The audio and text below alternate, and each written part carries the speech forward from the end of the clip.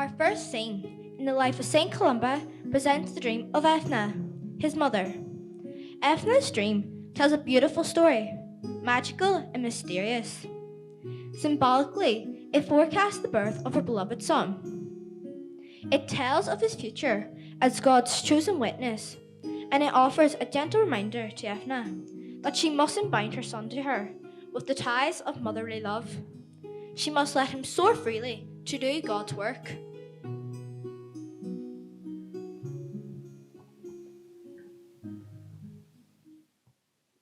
I am Ethna, daughter of the King of Ubarhi, wife of Felemy MacFergus of the royal house of O'Neill, and mother of the great Columba, whose birth was foretold by signs and portents.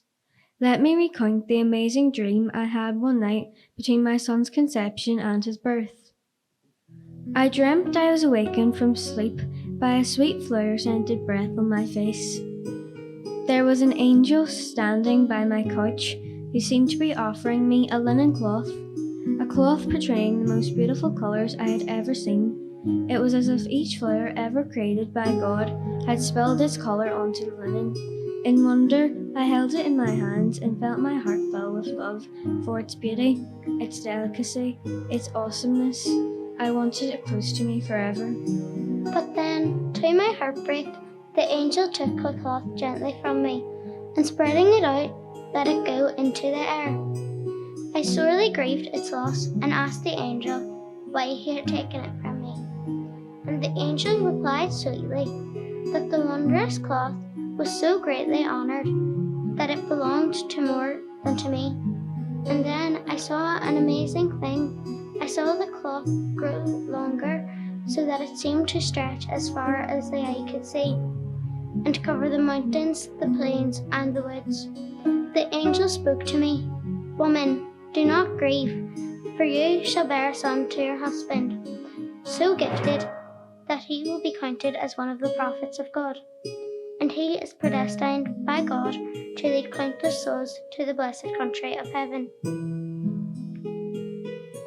Then, my head still full of the wonders I had witnessed, I awoke, and I knew, in my heart's core, that the beautiful boy child in my womb was destined for great things. And I knew, with equal certainty, that I must, one day, loosen the silken bonds of mother love and set him free to fulfill the plan God had designed for him. All this was wondrously revealed to me in my dream.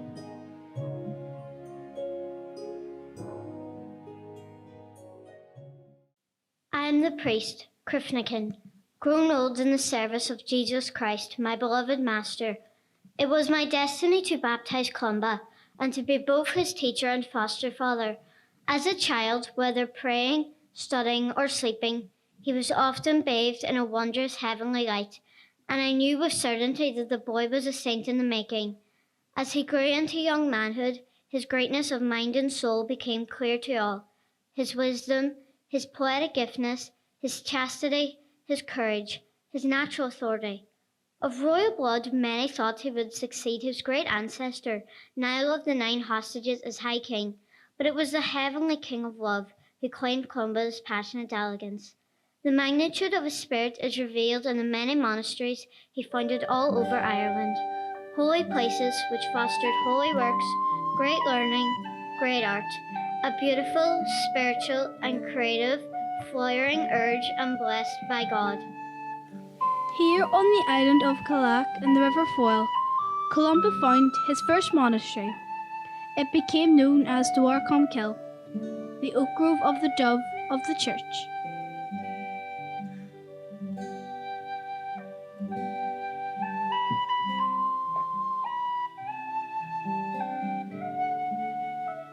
Durrow in the Midlands was established by Columba as a place of prayer and learning, and it was here that the beautiful Book of Durrow was crafted.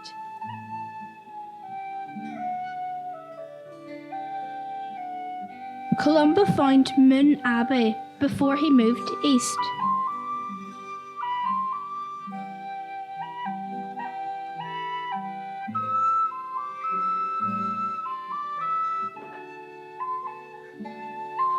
Columba went on to build the great foundations of Swords, where the mighty tower stands, and Kells, which saw the completion of the great Book of Kells.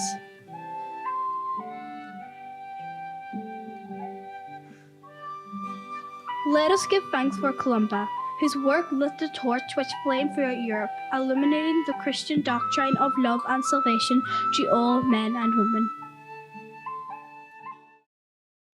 A book, a judgment, a bloodthirsty battle.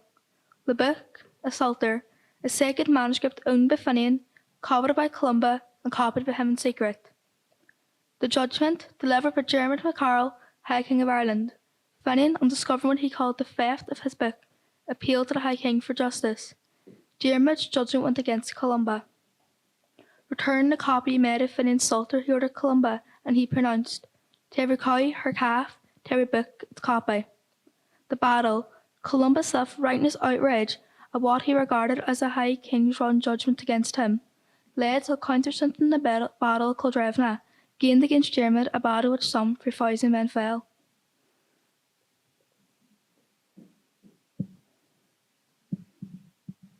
Columba, you're a man of God, a powerful man and a scholar, a man from a royal house, from a warrior clan proud of his honour and his pedigree, and yet your self-righteous anger has lit the fire under the blood-blackened cauldron of war.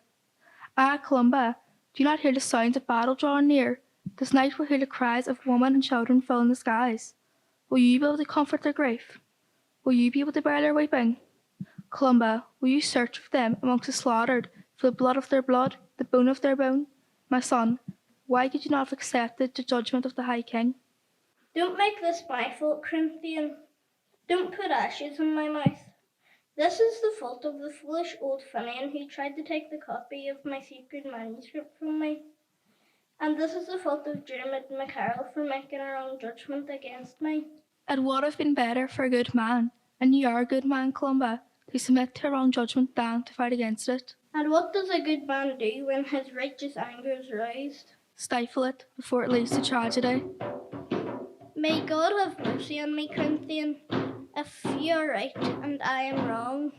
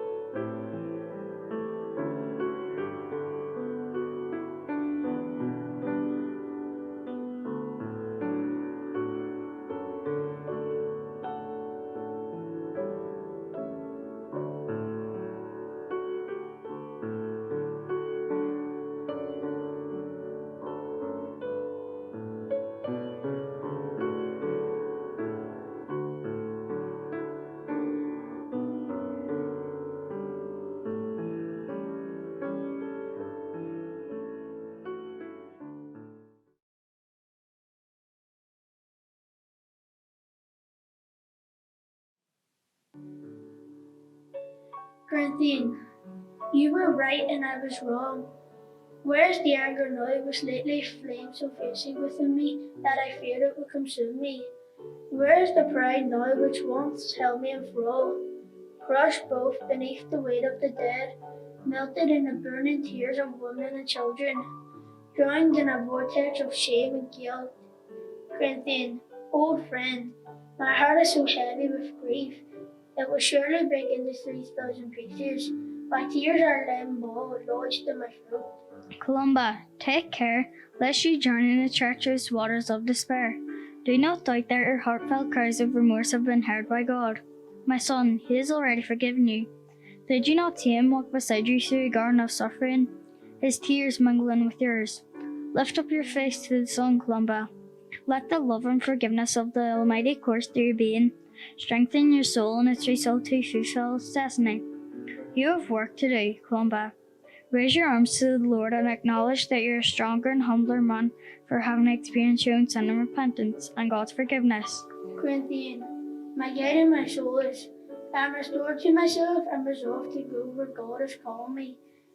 Tomorrow I shall sail safe for Iona. Come below, friend, it is some time to depart.